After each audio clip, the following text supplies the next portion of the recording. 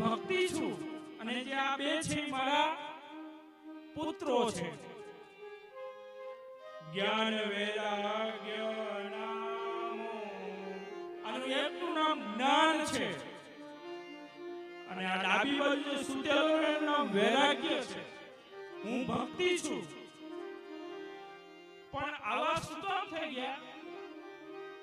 કાલયોગેન જર્જરો, આ કાળના પ્રભાવને લીધે, કલીના પ્રભાવને લીધે મારા જ્ઞાન અને વૈરાગ્ય નામના જે બે પુત્રો છે એ મૃત પ્રાય થયા છે, વૃદ્ધ થયા છે.